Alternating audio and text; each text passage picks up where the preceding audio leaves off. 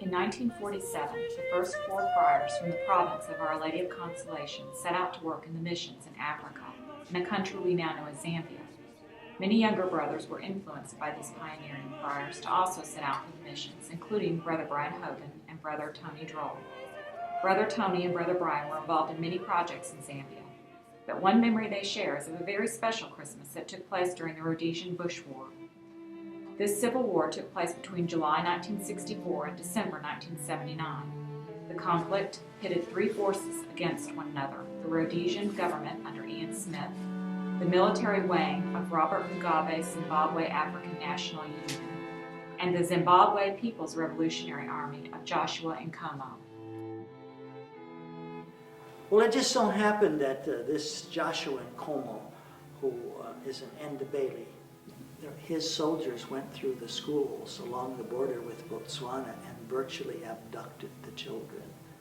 But the boys came up in our diocese, 13,500 of them. So when we went in, there were boys on the side of the road, watching us walking in and everything.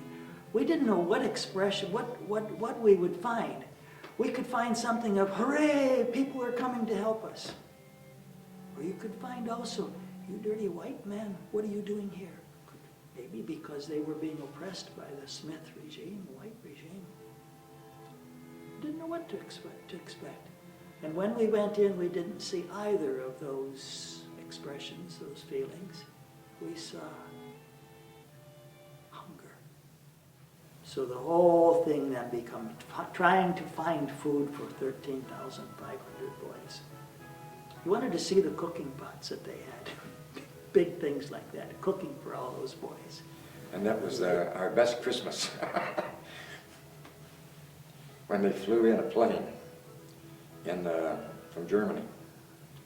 And we had just made contact with them and established what they needed. And it was decided we needed tents.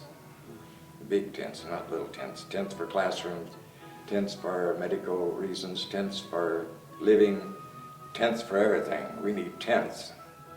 And they got a big 4-engine plane.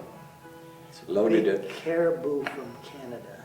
Yeah, loaded that thing with tents and 1 wooden house.